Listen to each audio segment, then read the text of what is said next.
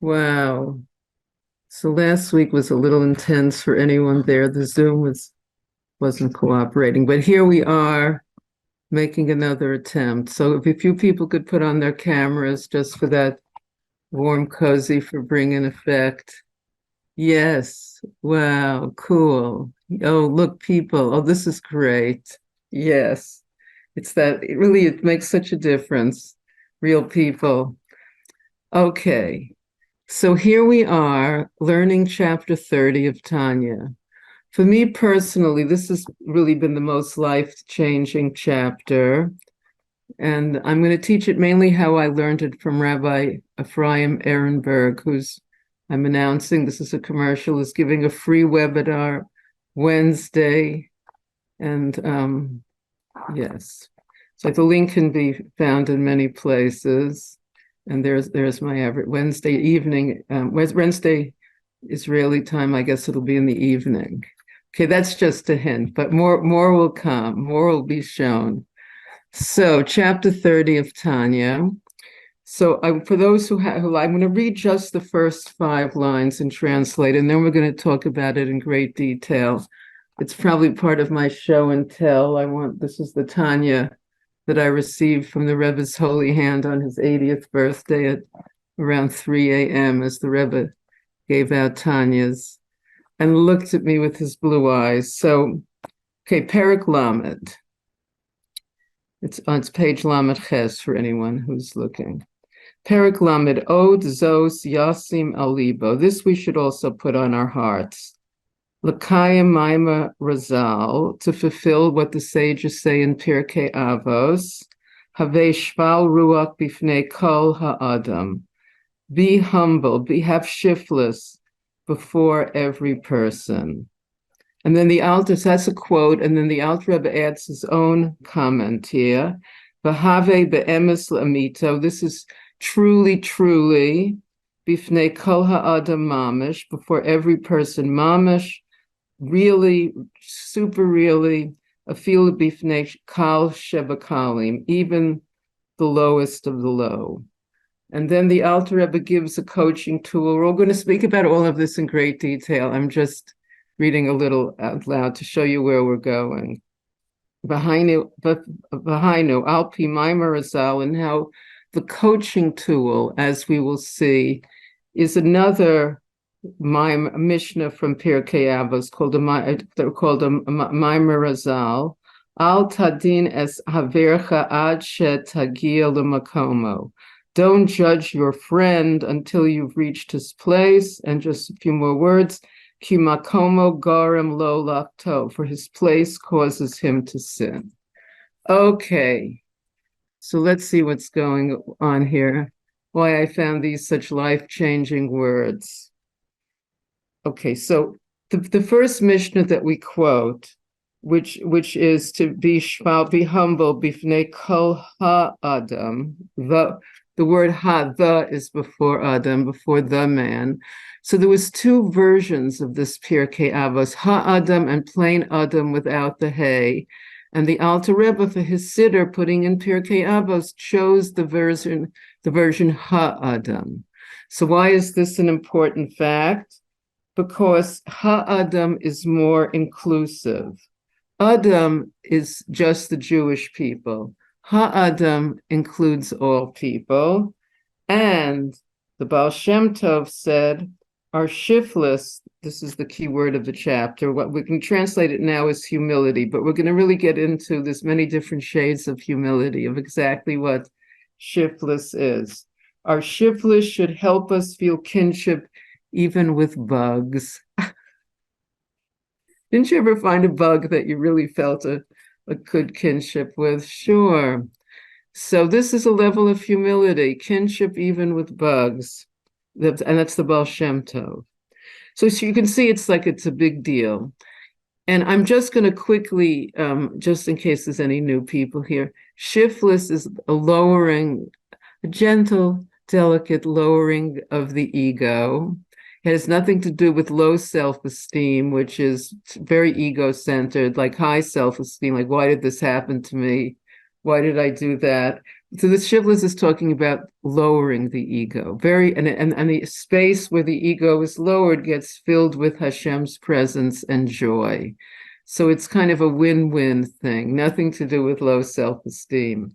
Okay, so shiftless. I'm not going to translate it every time we come to it, but you get the idea. It's that lowered ego, not feeling better than other people. Okay, so here in this chapter, the Alter Rebbe is going to explain to us how we can really cultivate this shiftless, how we can experience it. Because till then, it was enough if somebody spoke humbly, if somebody acted humbly. But the Alter Rebbe wants panemius. He wants it to be from the inside, that it should be real, as he says, emes la'amito. So how do we truly cultivate shiftless, that we feel humble before the lowest of the low, mamash? Okay, so that's where we're going. Ma'od, ma'od. It actually says ma'od ma'od have shvalruk. Very, very, be very humble. It's the key to mental health, as we're going to see. Okay, and we learn shiftless really from King David Hamelech. We know that, I'm sure many people have seen in one of Rabbi Ginsburg's charts of the parts of Chesed, Gevurah, Tiferes, the Midos. Yes, Netzach, Hod, Yesod, Malchus. They all have an inner part. Like the inner part of Chesed which is kindness, is love. The inner part of Gevurah, restraint, is fear or awe. The inner part of Tiferes is Rachamim, compassion. And the inner part of Malchus, which is the lowest of the spheres, Malchus is often translated as royalty, kingdom, is shiftless. The key to royalty, true royalty, is shiftless. Isn't that exciting? And we learned this from David Hamelech, because his wife was very upset. Michal was very upset. He was, when the Aron was coming back to Yerushalayim after its captivity by the Plishtim, he was wildly dancing with the common people. And she, Michal, was the daughter of King Shaul. She was a princess. She married a shepherd boy, and she felt she knew more about what Malchus is all about. She felt, she grew up that way, and there he was dancing with the common people. So he refers to her, in my own eyes, I'm, shval ruach, I have shiftless. So he didn't hold by his ego. He felt it should be right down there, not being better than anybody else. Okay. So shiftless is a rectified value of self.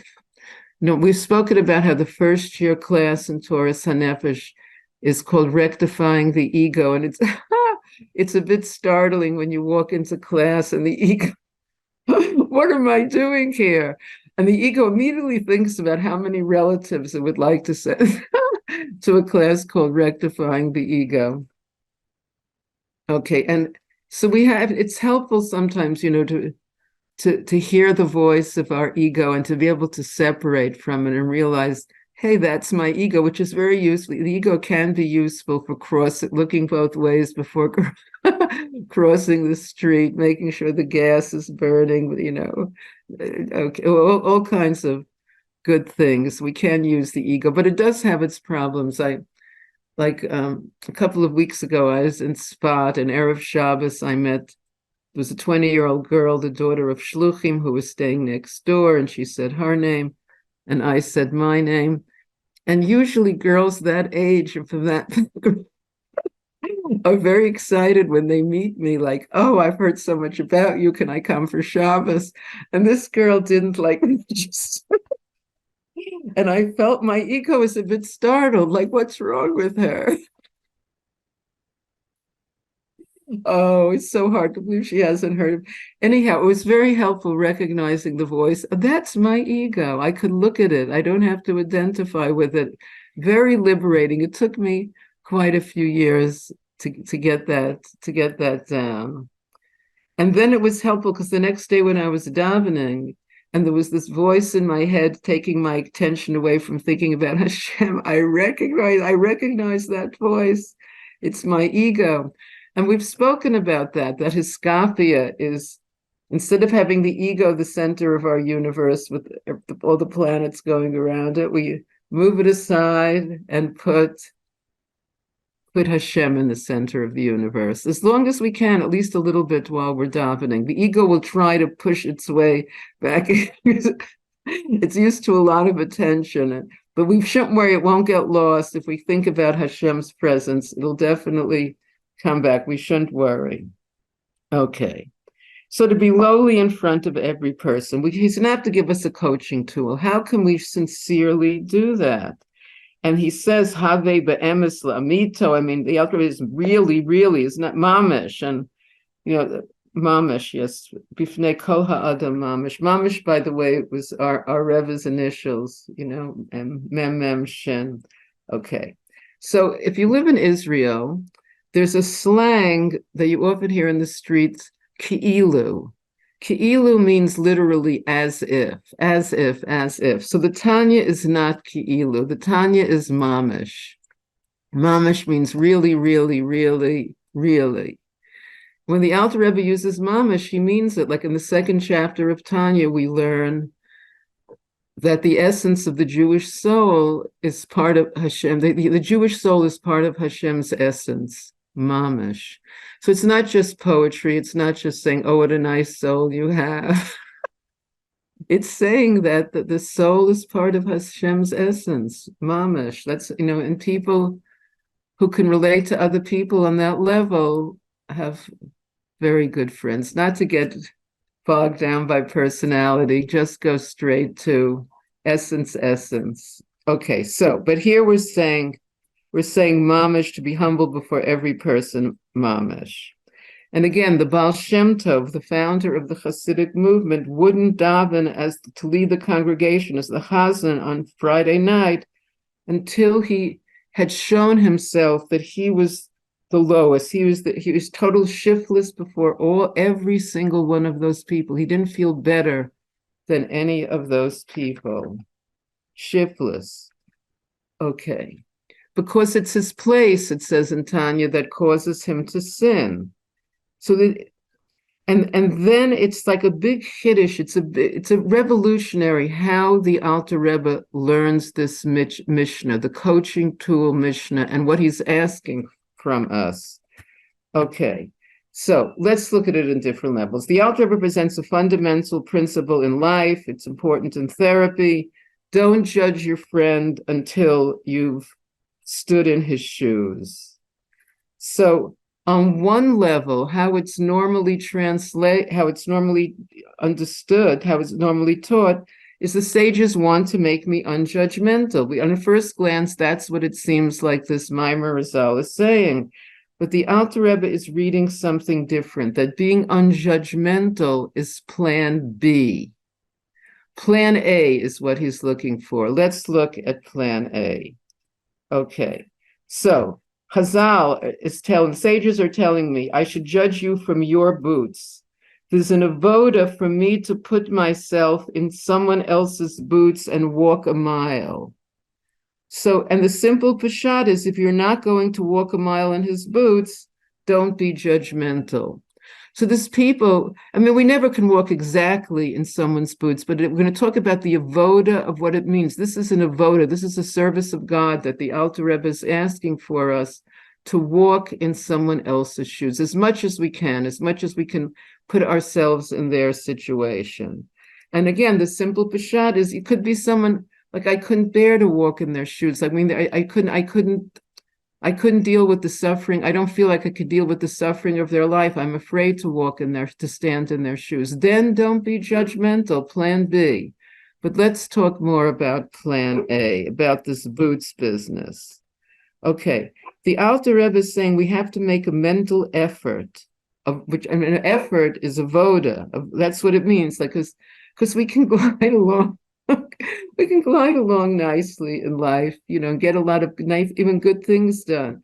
But now we're talking about the Alter Rebbe is asking for effort, for avoda. Step into the person's place, and then, in a sense, we'll be judging ourselves, as we shall see. And this is what results in our shiftless. Now, let's see, how is this possible? How is this what results in our shiftless? So a person shiftless results from judging someone else from his boots, from walking in someone else's shoes. This is how we get our shiftless. How? Why is this? The Alter Rebbe is going to explain. Because we need to have shiftless, there's no question, the sages say, but how do we really get it? So this is the avoda. He's going to explain to us very simply, step by step, exactly what the avoda is. First, we have to have the courage to walk in someone's shoes, and it's necessary to do this avoda. So not being judgmental is only half the job. It's not enough to just be unjudgmental. So to experience someone from his boots, and that's how we maintain our shiftless. Again, so the first Maimar Rizal from Pirkei Avos is saying, you need to be lowly. This is guidance. How can I be lonely? What can I do? Okay, the Alter Rebbe gives us a coaching tool. The exercise that creates lowliness is a different Maimar Rizal, which is walking in someone's shoes and experiencing them from that point of view. This will cultivate my shiftless. This is a chiddush of the Alter Rebbe. This is a revolutionary idea of the Alter Rebbe, because it's usually explained, don't judge. The Alter Rebbe is saying, step into his shoes and then evaluate yourself from there, okay? Because, to continue inside, the Alter Rebbe says, Ki makomo goram lo lachto. His place causes him to sin. What does this mean, his place? It means his mental state and his circumstantial state. Both his mental state and his circumstantial state. Put yourself in his place. And the Alter Rebbe gives an example. He works in the marketplace. He sees things. His Yetzer Hara burns within him. His natural inclination to his lusts may be different from ours. And then the Frierdiker Rebbe, the previous Rebbe, said, an educator needs to be aware of his students, be aware of their soul state of being and circumstances, the inner state and the outer state. So this is, a teacher has to put in a lot of effort. I mean, what the Frierdiker Rebbe is asking for is, to teach a student, we have to understand their inner state. We have to put ourselves in their shoes. But okay, back to this idea of putting oneself in someone's shoes is an idea that comes up in different places. Okay, to be in his shoes, to know his mental state and his circumstantial state, and then we'll see what's causing him to sin, to be difficult, however we define it. Then the Alter Rebbe says, none of the circumstances or mental states are an excuse for the sins he does. He should and can be a Beinoni of the Tanya like everybody else. So wow, what just happened here? So first we put a lot, we really get the poor guy. We're in his shoes. We see how hard it is for him. It's like really a tough situation, and he sins or he bothers us. So the Alter Rebbe says none of the circumstances or mental states are an excuse. That means none of our circumstances and mental states are an excuse. We're supposed to try to be a Beinoni each moment. This person could be a Beinoni each moment if they put in the huge amount of effort which we've just experienced they have to put in. And the Alter Rebbe says, Ein lo shum hisnatzlus al chatav. He has no excuse for his sins. Ki have lo le'isapek b'limshel es ruach taivaso shebelibo mipnei pachad Hashem ki hamoach shalit al halev. Because he has the ability to restrain himself and rule over the desires of his heart because of awe in Hashem's presence, because the mind rules the heart. One of the themes of Tanya, the mind rules the heart. We just have to be inspired to put in the effort. That's why we've gathered here. That's why we're all here. We need to inspire each other to put in the effort. This is what we learn from walking in someone else's shoes, and there's more we learn. This is very exciting. Okay. So what does the Alter Rebbe want us to realize to walk a mile in his shoes? How much effort is being demanded of this person? How much breaking of his ego does it take? It's simple to give someone, instructions. Don't yell at your kids. But how much effort? We have to know how much effort it would require. Before we can give people advice, we have to feel them from inside. How much effort are we actually asking from this person? And then the shiftless part, am I putting in this much effort to my avoda? Let's see. So we see Hashem is asking, he's demanding a lot. I mean, understanding this will also get to by understanding how much is demanded, Hashem is demanding, we'll also get to understand how much Rahman is, how much compassion he has on it. Because even if we're not doing as much as demanded, we still have Baruch Hashem, we're still breathing and laughing and making a l'chaim. Had a few more people put on their cameras. I really appreciate Jill and Heidi having their cameras on. There's Marion to appear. Yes, thank you, Bruch. It's really a community service. People, it adds that we're all here together. Okay, so the more we put ourselves in their shoes, the more it heightens our experience of what is demanded here. It's Mesiras Nefesh. In many ways, for us to change, the term Mesiras Nefesh, I'll just translate it. So it's, Mesiras Nefesh is like giving one's soul over, people that, Mesiras, a soldier in war to protect the Jewish people. He's going to Mesiras Nefesh. This, when the Frierdiker, the previous Rebbe in 1924, sent 9 of his students to different corners of Russia, and he called them in, and they made like a bris to keep Yiddishkeit alive in Russia to the last drop of blood. That's Mesiras Nefesh. So in the Mendel Futterfuss, one of the Hasidim, was like 10 years in the Gulag in Siberia for being caught giving bar mitzvah lessons. And then he came to America.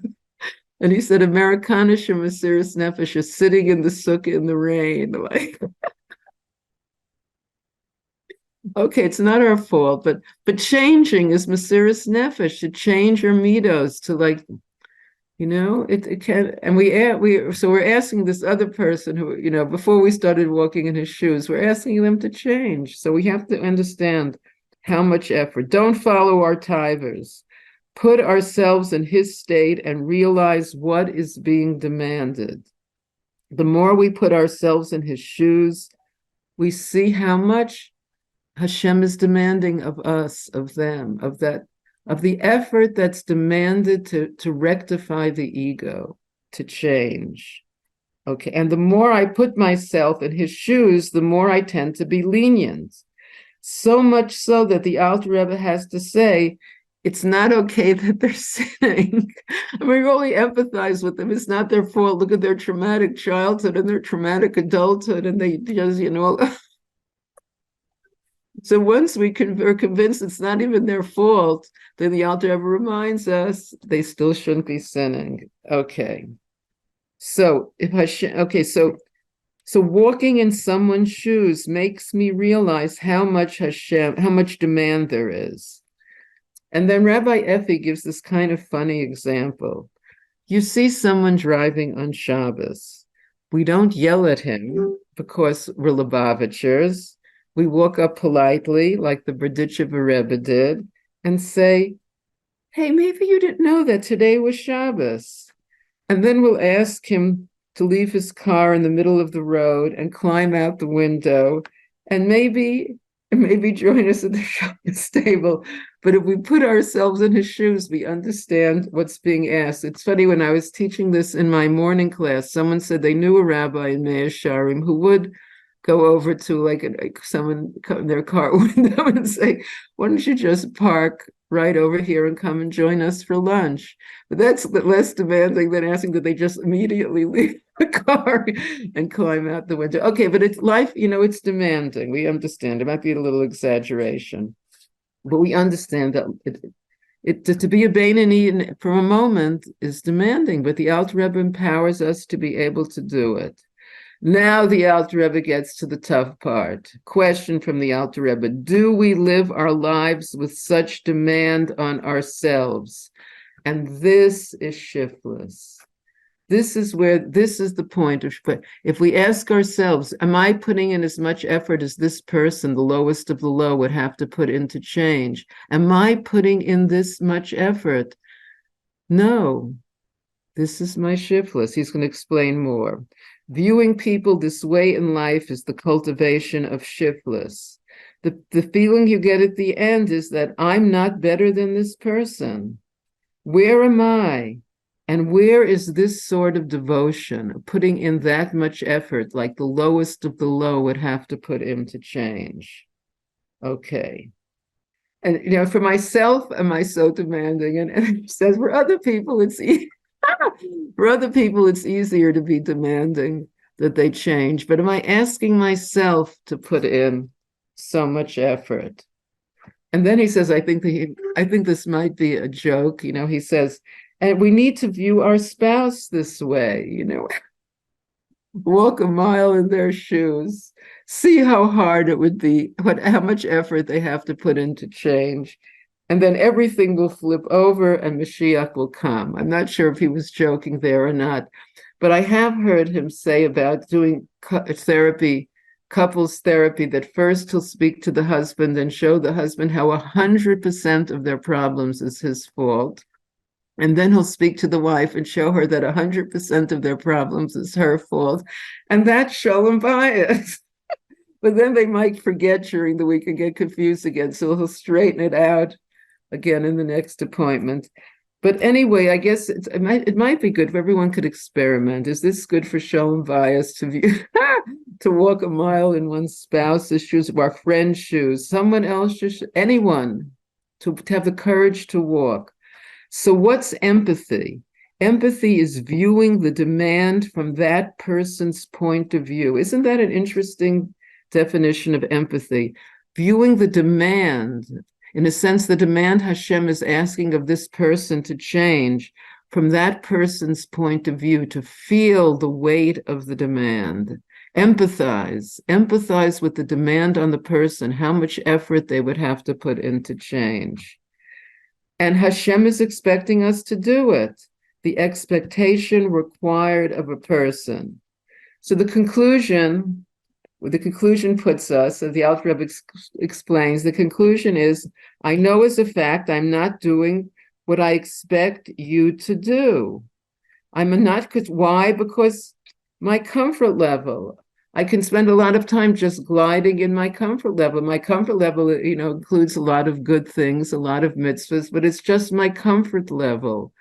The thought of putting in this avoda, do I live like this? Maybe I don't put in so much energy, but I'm asking it of you, like I'm asking it of this other person, that they should put in more energy than I do. I don't expect myself to do it. So this part is a little heavy here. It says, a chassid once asked the Rizhiner Rebbe, Rabbi Yisroel of Rizhin, what does it mean that a tzaddik says he's the lowest of everyone? The answer is a little heavy, but I'll read it to you. When a simple Jew does an avera, transgression, it's like punching Hashem in his stomach. When I do an avera, it's like putting a pin in his eye. So that's how the Rizhiner Rebbe saw the theory of relativity.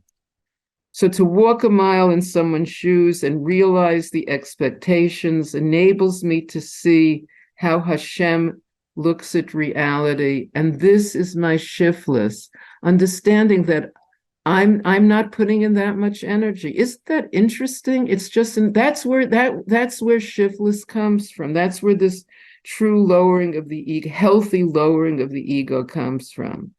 Then the Alter Rebbe gives examples.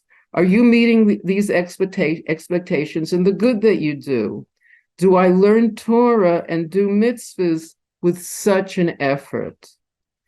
And to experience what's demanded, to put ourselves in someone else's shoes and see how much is expected, and then look at my shlichus, my mission in life, what Hashem wants of me. So I'm nowhere near this level of Mesiras Nefesh that I could be asking of my spouse, my friend, a Shabbos guest, whatever, the passerby, whatever the case may be. So the advice that I could give you in your shalom bias or another situation is much more than what I demand of myself. We have to be careful about that. We can't demand of people or give people advice if it's more energy than we're putting in ourselves. We have to empathize with the person, what the demand on them would be to change. Then the Alter Rebbe goes a little further. It's not just that we don't do so much good, we also don't turn from evil that much. We fall. So there's all, and it can be just on a thought level, because we know our thoughts affect reality. And Rebbe says, I could have a misnagdish, a math equation in my mind. I'm not that good, but at least I don't do harm. And the Alter Rebbe says, if you were true in your evaluation, we'll see that we do harm, because our thoughts affect the atmosphere. And you know what it means to be 100% aware of one's thoughts. It's an avoda. And again, that's what's demanded. We should know. You know, it's funny. We should know what we're thinking about. Okay, I mean, it might be startling the first time. So here's that concept. But this is like, we have to know, it's like, you know, basic meditation 101. We need to be conscious of what we're thinking about. Okay, then the Alter Rebbe gives more examples. We're telling a friend a story, and it suddenly occurs to you, perhaps there's some lashon hara here. Perhaps there's saying something not nice about someone here. How much mesiras nefesh does it take to stop telling the story? And even if we haven't started telling the story and we want to tell the story, because sometimes we know such interesting things and our friends will be so interested in what we know, but it looks like it could be lashon hara. Takes effort. Do we always put in that effort? We have to be aware of the effort it would take. It takes a lot of effort. Okay. We have to be aware when we're putting in the effort and when we're not putting in the effort. We need to at least know that even if we're not putting, God forbid, not putting in the effort, we need to be aware whether we're putting it in or not. Okay. So there's a strong awareness of Hashem's expectations. This constitutes our shiftless. And it, you know, it's like to not feel better than other people, again, is a very happy state, because maintaining the ego is very exhausting. And if we don't lower it ourselves, as we've spoken about, circumstances will lower it, and that can be more messy. like that girl that didn't know who I was, the 20-year-old girl. What?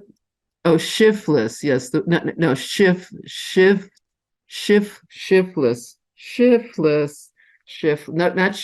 but shiftless.